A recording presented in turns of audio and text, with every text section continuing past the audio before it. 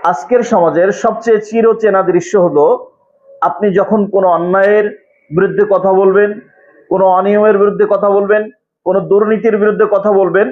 তখন পুরস্কার হিসেবে আপনার কণ্ঠকে রোধ করা হবে, পুরস্কার হিসেবে আপনার গলাকে চেপে ধরা হবে, পুরস্কার হিসেবে আপনাকে জাতির সামনে দাঁড় করিয়ে আপনাকে দালাল বলবে, আপনাকে ভিউ ব্যবসায়ী বলবে, আপনাকে বলবে বড় নেতা হতে গিয়েছিল, কেউ বলবে নেতাগিরি দেখাতে এসেছিল,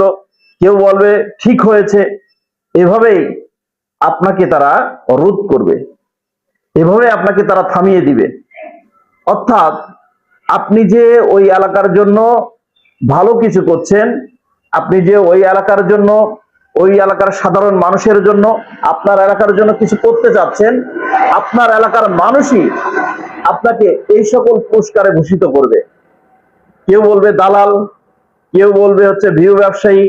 কেউ বলবে হচ্ছে মূর্খ, কেউ বলবে বেশি পণ্ডিত, কেউ বলবে হচ্ছে নেতাগিরি দেখাতে এসেছিল, কেউ বলবে নেতা সাজতে এসেছিল, কেউ বলবে বেশি নেতাগিরি দেখায়,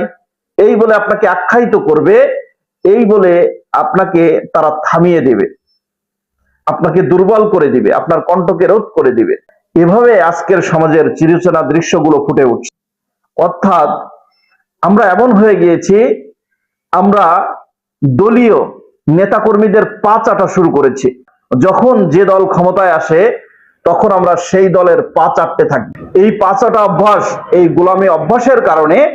আজকে আপনি, আমি, আমাদের সমাজে, আমি চাচ্ছি আমার এলাকায় ভালো কাজ করতে,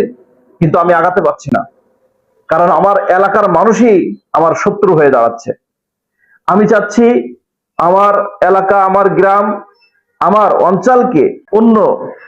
গ্রাম, অন্য অঞ্চল, অন্য শহর, অন্য জেলার কাছে তুলে ধরতে, কিন্তু আমার এলাকার মানুষই আমার পথের কাঁটা হয়ে দাঁড়াচ্ছে, শত্রু হয়ে দাঁড়াচ্ছে, এবং তারা প্রতিনিয়ত আমাকে কিভাবে হেনস্থা করা যায়, আমাকে কিভাবে রোধ করা যায়, সেই প্রচেষ্টাই তারা সবসময় করতেছে। পাশাপাশি আপনার গ্রামবাসী, আপনার এলাকাবাসী আপনার কণ্ঠকে রোধ করে দিবে, আপনাকে দালাল বলবে, আপনাকে ভিউ ব্যবসায়ী বলবে, আপনাকে বেশি পণ্ডিত বলবে, আপনাকে নেতাগিরি দেখাতে এসেছিল এইভাবে বলে আপনাকে ছোট বড় করে অকথ্য ভাষায় গালিগালাজ করে আপনার মনোবল, আপনার শক্তি, আপনার দৃঢ়তা, আপনি যে আপনার এলাকার জন্য কিছু করতে চান, আপনি যে আপনার এলাকার জন্য কিছু দিতে চান, আপনি আপনার এলাকার মানুষের ভাগ্যের উন্নয়ন পরিবর্তন দেখতে চান, এটা তারা কখনোই সহ্য করতে পারবে না। এটাই